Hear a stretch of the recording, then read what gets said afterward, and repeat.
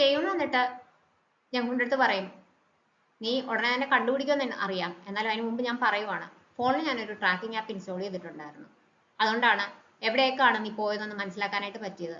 അത് ഞാൻ ഡിലീറ്റ് ചെയ്തേക്കാം, പക്ഷെ ഒരു വാക്ക് തരണം, ഇനി ഇങ്ങനെ ആരോടും പറയാതെ എങ്ങും പോകരുതെന്ന് പറയും. എപ്പോഴും ചെയ്യുന്ന അവനെപ്പറ്റി കൺസേൺ ആണ്. ഫ്രണ്ട് ആണെങ്കിൽ പോലും ഒരുപാട് നല്ല മെമ്മറീസ് ഒന്നും അവൻ ഓർത്തെടുക്കാനായിട്ട് കാണത്തില്ല. എപ്പോഴും ഇവനെപ്പറ്റി ഇങ്ങനെ ആദ്യോടുകൂടി ചിന്തിച്ചുകൊണ്ടിരിക്കുകയാണെന്നൊക്കെ ഉള്ള തിരിച്ചറിവ് ആങ്കറിലേക്കും ഉണ്ട്. ഞാനൊരു ഫൂളിനെ പോലെയാണ് ലൈഫിനെ നേരിട്ടത് സെയ്യൂണിന്റെ മരണത്തിന് ശേഷം. പെയിൻഫുൾ മെമ്മറീസ് ക്രിയേറ്റ് ചെയ്യരുതെന്ന് മാത്രമേ എനിക്കുണ്ടായിരുന്നുള്ളൂ.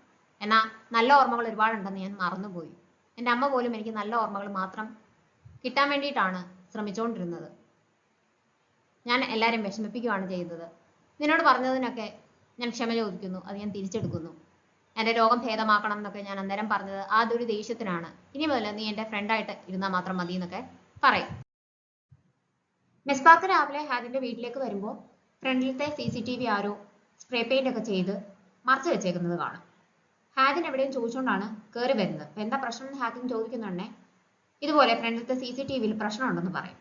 ഇവർ പേടിച്ചിട്ട് വന്നിട്ട് രണ്ടുപേരും കൂടി ഹാദിനെ വിളിക്കും. പക്ഷെ അകത്തുനിന്ന് സൗണ്ട് ഒന്നും കേൾക്കത്തില്ല. ഇവർ വീണ്ടും വീണ്ടും വിളിച്ചുകൊണ്ടിരിക്കും.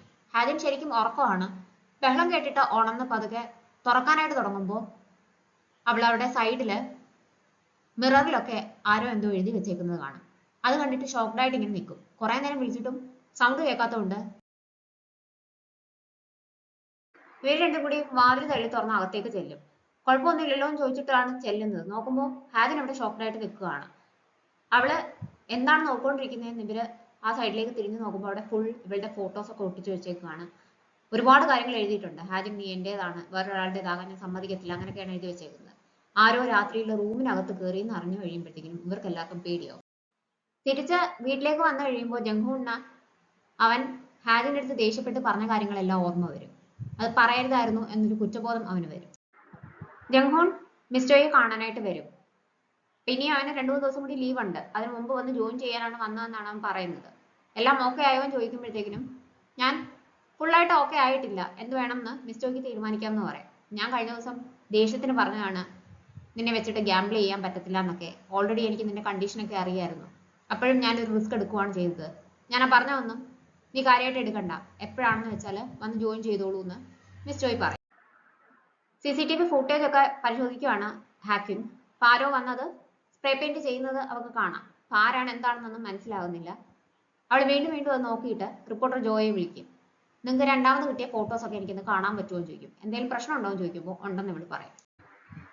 അവൻ നോക്കുന്ന ഉടനെ ജംഹൂൺ അവിടേക്ക് വരുന്നു. അപ്പം ജോയിൻ ചെയ്യാൻ വന്നാണോ എന്നൊക്കെ ചോദിച്ചിട്ട് അവന് ഭയങ്കര സന്തോഷമാണ്. ഹാദിൻ വിളിച്ചിട്ടുണ്ടായിരുന്നോ എന്ന് ചോദിക്കും. ഇപ്പൊ എന്താ പ്രശ്നം എന്ന് ചോദിക്കുന്നുണ്ടെ ഹാക്കിങ് ഇതുപോലെ വിളിച്ചിട്ടുണ്ടായിരുന്നു, ഫോട്ടോസ് വേണമെന്ന് പറഞ്ഞു എന്ന് പറഞ്ഞിട്ട് പറഞ്ഞ കാര്യങ്ങളൊക്കെ ജംഹൂണിന്റെ അടുത്ത് അവൻ ഷെയർ ചെയ്യും. റിപ്പോർട്ടർ ജോ പറഞ്ഞതൊക്കെ കേട്ടിട്ട് ടെൻഷനായിട്ട് അന്നേരം തന്നെ ജംഹൂൺ ഹാദിനെ വിളിക്കും. അവരെല്ലാം എവിടേക്കോ പോകാനായിട്ട് പാക്ക് ചെയ്തുകൊണ്ടിരിക്കുകയായിരുന്നു. എവിടെയുണ്ടെന്ന് ചോദിക്കുമ്പോൾ ഞാൻ വീട്ടിലുണ്ടെന്ന് പറയും. ഞാൻ അങ്ങോട്ടേക്ക് വരികയാണെന്ന് ജംഹൂൺ ഹാദിന്റെ അടുത്ത് പറയും. വന്നോണ്ട് തന്നെ പോലീസിൽ റിപ്പോർട്ട് ചെയ്തോന്നാണ് അവൻ ചോദിക്കുന്നത്. തൽക്കാലം റിപ്പോർട്ട് ചെയ്യേണ്ടെന്നാണ് വിചാരിച്ചു വെച്ചേക്കുന്നത്. കാരണം ഇത് പുറത്തറിഞ്ഞിട്ടുണ്ടെങ്കിൽ പ്രശ്നമാവുമല്ലോ, അതുകൊണ്ട് പറഞ്ഞിട്ടില്ല എന്ന് ഇവർ പറയും. അങ്ങനെയാണെങ്കിൽ എനിക്ക് റൂം ഒന്ന് നോക്കണം എന്ന് അവൻ പറയും. എന്തായാലും ഇങ്ങനെ ഒരാൾ റൂമിൽ കയറിയതാണല്ലോ, അയാൾ എന്തെങ്കിലും അവിടെ റെക്കോർഡിംഗ് ഡിവൈസ് വെച്ചിട്ട് പോയിട്ടുണ്ടാവും, ഒന്ന് നോക്കാൻ പറ്റുമോ എന്ന് ചോദിക്കും. വിളിച്ചോണ്ട് പോകും. അവൻ അവിടെ എല്ലാം നോക്കും, പക്ഷെ ഒന്നും കണ്ടുപിടിക്കാനായിട്ട് പറ്റത്തില്ല. മേശപ്പുറത്ത് അവൾ കഴിക്കുന്ന ഗുളികയൊക്കെ ഇരിക്കുന്നത് അവൻ കാണും. ഞാൻ നോക്കിയിട്ടൊന്നും കാണുന്നില്ല, എന്നാലും എക്സ്പെർട്സിനെ ആരെങ്കിലും വിളിച്ചിട്ട് ഒന്നും കൂടി ഒന്ന് നോക്കിക്കുന്നത് നന്നായിരിക്കും എന്ന് പറയും.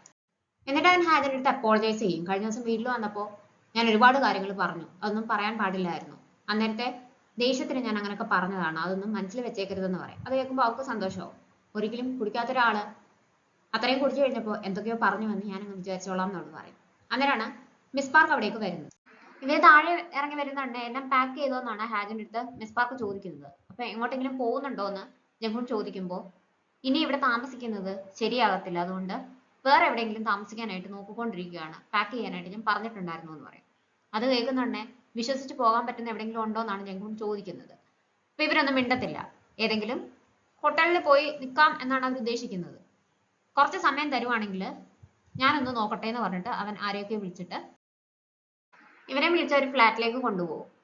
എൻ്റെ ഒരു ഫ്രണ്ടിന്റെ ആണെന്ന് വെച്ചോളൂ, നിങ്ങൾക്ക് ഇവിടെ ധൈര്യമായിട്ട് താമസിക്കാം, ഇവിടെ നിങ്ങളെ അന്വേഷിച്ച് ആരും വരത്തില്ല എന്ന് പറഞ്ഞിട്ടാണ് അവൻ അവിടെ നിന്ന് പോകുന്നത്.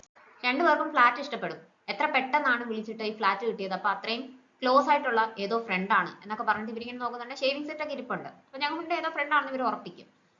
അവിടെ നോക്കുന്നുണ്ട് ഒരു ബുക്കിനകത്തുനിന്ന് കുറച്ച് ഫോട്ടോസ് ഒക്കെ കിട്ടും. ഒരു കൊച്ചുകുട്ടിയുടെ ഫോട്ടോസ് ആണ്. കണ്ടിട്ട് നല്ല പരിചയമുണ്ട്, പക്ഷെ ആരാണെന്ന് രണ്ടുപേർക്കും മനസ്സിലാകുന്നില്ല. അത് റിപ്പോർട്ടർ ജോയുടെ ഫ്ലാറ്റ് ആയിരുന്നു. ജംഗ്ഹുൺ ഒരു ഹെൽപ്പ് ചോദിച്ചപ്പോൾ അവൻ സന്തോഷത്തോടെ സമ്മതിച്ചതാണ്. അവൻ വിചാരിക്കും അവനെ ജംഗ്ഹുന്റെ കൂടെ താമസിപ്പിക്കാനായിരിക്കും, പക്ഷെ ജംഗ്ഹുൺ അതിന് സമ്മതിക്കത്തില്ല. നീ എന്തിനാ എന്റെ കൂടെ താമസിക്കുന്നതെന്ന് ചോദിച്ചിട്ട് അവന്റെ ക്രെഡിറ്റ് കാർഡ് കൊടുക്കും. എവിടെ വേണമെങ്കിലും പോയി താമസിച്ചോ, എത്ര വേണമെങ്കിലും ചെലവാക്കിക്കോളാൻ വേണ്ടിട്ട് പറയും. പിന്നീട് എന്റെ അടുത്ത് പറയരുത്, ഇത്രയും ചെലവാക്കാൻ പാടില്ലായിരുന്നു എന്നൊന്നും പറയില്ലെന്നൊക്കെ പറഞ്ഞിട്ട് അവൻ സന്തോഷത്തോടെ അവിടുന്ന് പോകും. ടേയുടെ അച്ഛൻ അവനെ കാണാനായിട്ട് വരും. ജംഗ്ഹുൺ എങ്ങനെയാണെന്ന് ചോദിച്ചുകൊണ്ടാണ് വരുന്നത്. അവന് കുഴപ്പമൊന്നുമില്ല എന്ന് ടേയുൺ പറയുമ്പോൾ അയാൾ ദേഷ്യപ്പെടും. എന്നിട്ടാണോ മറ്റേ ഡോക്ടറിന്റെ അടുത്ത് കൺസൾട്ടേഷന് പോയത്, അത് ഞാൻ അറിയത്തില്ലെന്ന് നീ വിചാരിച്ചോ എന്നൊക്കെ ചോദിക്കും. ടേയുടെ റെക്കമെൻഡേഷനിലാണ് ജംഗ്ഹുൺ വേറൊരു ഡോക്ടറിനെ കാണാനായിട്ട് പോയിട്ടുണ്ടായിരുന്നു. അത് അച്ഛൻ അറിഞ്ഞിട്ടുണ്ടായിരുന്നു, അതെല്ലാം അറിഞ്ഞിട്ടാണ് വരുന്നത്. അതൊക്കെ പറഞ്ഞിട്ട് ഇവന് ഒരുപാട് വഴക്ക് പറയും. നീ നല്ലൊരു ഡോക്ടർ അല്ല, അതുകൊണ്ടാണ് ഇങ്ങനെയൊക്കെ. അല്ലാന്നുണ്ടെങ്കിൽ വേറെ ഒരു ഡോക്ടറിനെ പോയി കാണാനായിട്ട് എന്തിനാണ് പറഞ്ഞത്? നിനക്ക് പറ്റത്തില്ലെങ്കിൽ പറ, ഞാൻ തന്നെ ഇനി മുതൽ ജംഗ്ഹുനെ നോക്കിക്കോളാം. നീ ഇത്രയ്ക്കും കഴിവില്ലാത്തത് കൊണ്ടാണ് ഞാനൊരു ഡോക്ടറായിട്ട് നിന്നെ അംഗീകരിക്കാത്തത്. ഇതൊക്കെ കൊണ്ടാണ് പണ്ട് ഹാജിൻ അങ്ങനെ ഓവർഡോസിൽ മരുന്നൊക്കെ കഴിച്ചതെന്നൊക്കെ കാഷ്വലായിട്ട് പറഞ്ഞിട്ടാണ് ഇയാൾ വഴക്ക് പറയുന്നത്. ഇത് കേൾക്കുമ്പോൾ ടേയുൺ ആകെ വിഷമമാവും. അവൻ മറക്കാൻ ആഗ്രഹിക്കുന്ന ഒരു കാര്യമാണ്. അവനെ അത് വല്ലാതെ അഫക്റ്റ് ചെയ്തിട്ടുള്ളതാണ്. എനിക്ക് അത് എത്രമാത്രം ബുദ്ധിമുട്ടുണ്ടാക്കിയ ഒരു സംഭവമാണെന്ന് അച്ഛൻ അറിയാലോ. എന്നിട്ടും ഒട്ടും കൺസിഡറേഷൻ ഇല്ലാതെ ഇങ്ങനെ എങ്ങനെ എന്നോട് സംസാരിക്കാനായിട്ട് തോന്നിയെന്ന് അവൻ ചോദിക്കുന്നുണ്ട്. കണ്ടോ, ഇത് തന്നെയാണ്, എന്തെങ്കിലും പറഞ്ഞാൽ അന്നേരം നിനക്ക് ഫീൽ ചെയ്യും. ഇങ്ങനെയാണോ ഒരു ഡോക്ടർ വേണ്ടെന്നൊക്കെ പറഞ്ഞിട്ട് അയാൾ വീണ്ടും വഴക്ക് പറയുകയാണ് ചെയ്യുന്നത്. അച്ഛനിപ്പോ വീട്ടിൽ ഒറ്റയ്ക്കാണ്, കണ്ണാടി കാണാനില്ല. അത് നോക്കി ഇങ്ങനെ ചെല്ലുമ്പോൾ മേശയ്ക്കകത്ത് ഒരു ബോക്സ് ഇരിക്കുന്നത് കാണും. അതെന്താണെന്ന് തുറന്നു നോക്കി കഴിയുമ്പോഴത്തേക്കിനും ജംഗ്ഹുണിനെ വിളിക്കും. ജംഗ്ഹുൺ ഈ കിട്ടിയ CCTV ദൃശ്യങ്ങളൊക്കെ ഇങ്ങനെ നോക്കിക്കൊണ്ടിരിക്കുകയാണ്. എന്തിനായിരിക്കും അത് ചെയ്തതെന്നൊക്കെ ഇങ്ങനെ ആലോചിച്ചുകൊണ്ടിരിക്കുകയാണ്. അന്നേരമാണ് അച്ഛന്റെ കോള് വരുന്നത്. അച്ഛനാണെന്ന് കണ്ടു കഴിയുമ്പോൾ ഇവൻ മനഃപൂർവ്വം കോൾ അറ്റൻഡ് ചെയ്യത്തില്ല. പിറ്റേ ദിവസം രാവിലെ തന്നെ ജംഗ്ഹുൺ ഓഫീസിൽ വരും. മിസ്റ്റർ യാമിന്റെ അടുത്ത് വന്ന് സംസാരിച്ചുകൊണ്ടിരിക്കുമ്പോൾ മിസ്റ്റർ കിമ്മും അവിടേക്ക് വരും. പതിവുപോലെ രണ്ടുപേരും അങ്ങോട്ടും ഇങ്ങോട്ടും ഓരോന്ന് പറഞ്ഞ് ബഹളാവും. ഇവൻ അതിന്റെ ഇടയ്ക്ക് ഒന്നും മിണ്ടാതെ ഇരിക്കും. അവർ പോയി കഴിയുന്നുണ്ടെ മിസ്റ്റർ കിം അവൻ്റെ അടുത്ത് ചോദിക്കും, ഞാൻ ലൈവ് പോകുന്നതിന് മുമ്പ് കൗണ്ട് ഡൗൺ തരുന്നത് നിനക്ക് ശല്യമായിട്ട് തോന്നിയിട്ടുണ്ടോ, എന്റെ സൗണ്ട് ഇറിറ്റേറ്റിംഗ് ആയിട്ട് തോന്നിയിട്ടുണ്ടോ എന്നൊക്കെ. അവനാണെങ്കിൽ ഇങ്ങനെ അത്ഭുതത്തോടെ ഇയാളെ നോക്കും. എന്താ ഇങ്ങനെ ചോദിക്കുന്നത് എന്നുള്ള രീതിക്കാണ്. അതെന്താ ഇപ്പൊ അങ്ങനെ ഒരു ചോദ്യം വരാൻ കാരണം? ഞാൻ അങ്ങനൊന്നും ശ്രദ്ധിച്ചിട്ടില്ല, അങ്ങനൊന്നും തോന്നിയിട്ടില്ല, എനിക്ക് അങ്ങനൊന്നും ചിന്തിക്കേണ്ട ആവശ്യം വന്നിട്ടില്ല എന്നാണ് അവൻ പറയുന്നത്. അത് കേൾക്കുമ്പോൾ ഇയാൾക്ക് സന്തോഷവും.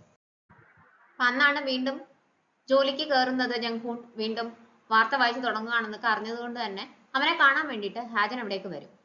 ഇവര് ലിഫ്റ്റിൽ കയറാൻ പോകുന്നതുകൊണ്ടാണ് ഫോൺ എടുത്തില്ല എന്ന് ഹാക്കിങ് ഓർക്കുന്നത്. അങ്ങനെ ഒറ്റയ്ക്ക് മേളിലേക്ക് പോവാമോ, ഞാൻ വീട്ടിൽ പോയി ഫോൺ എടുത്തിട്ട് വരാം, തീരുമ്പോ പറഞ്ഞാൽ മതി എന്നൊക്കെ പറഞ്ഞിട്ട് അവള് തിരിച്ചു പോകും.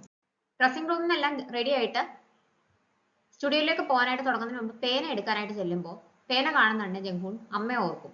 അതുകൊണ്ട് തന്നെ അവൻ പേനയും ഫോണും ഒന്നും എടുക്കാതെ അവിടുന്ന് പുറത്തേക്ക് ഇറങ്ങും. അമ്മ എഴുതുമായിരുന്നല്ലോ, ചെറുപ്പം മുതലേ അമ്മ ആ പേന വെച്ച് എഴുതുന്നതാണ് ജംഗ്ഹുൺ കണ്ടിട്ടുള്ളത്. അമ്മയ്ക്ക് ആ പേന വലിയ ഇഷ്ടമായിരുന്നു. ഇവൻ വലുതായി കഴിഞ്ഞിട്ട് ആങ്കറായിട്ട് ജോലി കിട്ടുമ്പോൾ അമ്മ ഈ പേനയാണ് അവന് ഗിഫ്റ്റ് ആയിട്ട് കൊടുക്കുന്നത്. അപ്പൊ ഏറ്റവും ഇഷ്ടപ്പെട്ട സാധനമാണ് അവന് ഗിഫ്റ്റ് ആയിട്ട് കൊടുക്കുന്നത്. എന്തുകൊണ്ടാണ് ഇത് എനിക്ക് തരുന്നതെന്ന് ചോദിക്കുമ്പോൾ അമ്മ അത് വെച്ച് ഒരുപാട് ഇഷ്ടമുള്ള കാര്യങ്ങൾ എഴുതിയിട്ടുണ്ട്, ആത്മവിശ്വാസം ഉണ്ടായിരുന്നു അത് കയ്യിലുള്ളപ്പോൾ. അതുപോലെ തന്നെ ഇനി ഇത് വെച്ച് നിനക്കും ഒരുപാട് നല്ല കാര്യങ്ങൾ എഴുതാനും ആൾക്കാരെ അറിയിക്കാനും പറ്റട്ടെ എന്ന് പറഞ്ഞിട്ടാണ് അമ്മ അത് അവന് കൊടുക്കുന്നത്. അമ്മയുടെ കയ്യിലുണ്ടായിരുന്ന ഇവരുടെ മൂന്നുപേരുടെയും കൂടെ ഉള്ള ഫോട്ടോ ഒക്കെ നോക്കി റൂഫ് ടോപ്പിൽ പോയി സങ്കടപ്പെട്ടിരിക്കുവാണ് ജംഗ്ഹുൺ. ഹാജൻ ഡ്രസ്സിംഗ് റൂമിൽ വന്ന് നോക്കുമ്പോൾ ജംഗ്ഹുണിനെ അവിടെ ഒന്നും കാണത്തില്ല. അവള് ഫോൺ ചെയ്യുമ്പോൾ ഫോൺ അകത്തിരുന്ന് റിങ് ചെയ്യുന്നത് കാണും. പുറത്ത് വന്നിട്ട് ഒരു സ്റ്റാഫിന്റെ അടുത്ത് ജംഗ്ഹുൺ എവിടെയാണെന്ന് അറിയാമോ എന്ന് ചോദിക്കുമ്പോൾ ഡ്രസ്സിംഗ് റൂമിൽ ഇല്ലേ, അവിടെ ഉണ്ടായിരുന്നല്ലോ, എങ്ങോട്ടേക്കാണ് പോയതെന്ന് അറിയത്തില്ല എന്ന് പറയും. അങ്ങനെ ഹാജൻ അവിടെ എല്ലാം അവനെ അന്വേഷിച്ച് നടക്കുന്ന അവസാനം റൂഫ് ടോപ്പിലേക്ക് ചെല്ലും. അവിടെ ഒറ്റയ്ക്കിരുന്ന് കരയുന്ന ജംഗ്ഹുണിനെയാണ് അവൾ കാണുന്നത്. അവൻ സങ്കടപ്പെട്ടിരിക്കുവാണെന്ന് മനസ്സിലാക്കി കഴിയുമ്പോൾ അവനെ വിളിക്കാതെ അവൾ തിരിച്ചു പോകും. ജംഗ്ഹുൺ എന്നിട്ട് ഇതെല്ലാം കഴിഞ്ഞ് സ്റ്റുഡിയോയിലേക്ക് പോകാനായിട്ട് ഇറങ്ങി വരുമ്പോൾ അന്നേരം വന്ന കൂട്ട് അവളെ ചിയർഫുൾ ആയിട്ട് വന്ന് അവനെ ഗ്രീറ്റ് ചെയ്യും. കയ്യില് ഒരു കുപ്പി വെള്ളമൊക്കെ ആയിട്ടാണ് വരുന്നത്. സ്റ്റുഡിയോയിൽ കയറുമ്പോൾ അവൻ്റെ അടുത്ത് എപ്പോഴും ഒരു കുപ്പി വെള്ളം കാണും എന്ന് അവൾക്ക് അറിയാമല്ലോ. എന്നിട്ട് കൺഗ്രാറ്റ്സ് ഒക്കെ പറയും. തിരിച്ചു വരുന്നതിന് കൺഗ്രാറ്റ്സ്, പേടിയൊന്നും വേണ്ട, നന്നായിട്ട് ചെയ്യണം എന്നൊക്കെ പറഞ്ഞിട്ടാണ് അവൾ സംസാരിക്കുന്നത്. ഹാജന്റെ പ്രസൻസ് അവന് സന്തോഷവും ആശ്വാസവും കൊടുക്കുന്നുണ്ട്. അത് ഹാജന് മനസ്സിലാവും. എന്റെ സെഗ്മെന്റ് കഴിഞ്ഞു കഴിയുന്നവരെ വെയിറ്റ് ചെയ്യാമോ, ഞാൻ തിരിച്ച് വീട്ടിലേക്ക് കൊണ്ടുവിടാമെന്ന് അവൻ പറയും. ഹാക്കിങ് എവിടെയെന്ന് ചോദിക്കുന്നുണ്ട്. തിരിച്ച് വീട്ടിൽ പോയി എന്ന് അവൾ പറയുമ്പോഴാണ് ഇതും പറയുന്നത്. എന്നെ കണ്ടതിൽ സന്തോഷമുണ്ടെന്ന് എനിക്കറിയാം, എന്തുകൊണ്ടാണ് അത് പറയാത്തതെന്നൊക്കെ ഇവള് ചിരിച്ചുകൊണ്ട് ചോദിക്കും. ഞാൻ വെയിറ്റ് ചെയ്യാമെന്നും പറയും. അവൻ സ്റ്റുഡിയോയിൽ കയറി കഴിയുമ്പോഴത്തേക്കും മിസ്റ്റർ കിം അപ്പൊ അതിന് വിപരീതമായിട്ട് അവനെ കളിയാക്കിയൊക്കെ സംസാരിക്കും. പേടിയുണ്ടോ, കുറച്ച് ദിവസം ആയില്ലേ, വീണ്ടും തുടങ്ങുന്നതിൽ നെർവസ് ആണോ എന്നൊക്കെ ചോദിക്കും. എനിക്ക് പേടിയൊന്നുമില്ല, താങ്കൾക്കാണ് പേടിയുള്ളതെന്നൊക്കെ അവൻ തിരിച്ചും തമാശയായിട്ട് പറയും. ലൈവായിട്ട് ന്യൂസ് വായിക്കുന്നത് എങ്ങനെയാണ്, അതിന് മുമ്പുള്ള കാര്യങ്ങൾ എങ്ങനെയൊക്കെയാണെന്ന് കാണാനും കൂടി വേണ്ടിയിട്ടാണ് ഹാജൻ അവിടേക്ക് വരുന്നത്. അവൾ ആ സമയത്ത് സ്റ്റുഡിയോയിലേക്ക് വരും. നേരെ നോക്കുന്ന ജംഗ്ഹൂൺ കാണുന്നത് ഹാജിനെയാണ്. ഹാജിനെ അവിടെ കാണുമ്പോൾ അവൻ ആദ്യമായിട്ട് ആത്മാർത്ഥമായിട്ട് അവളെ നോക്കി ചിരിക്കും.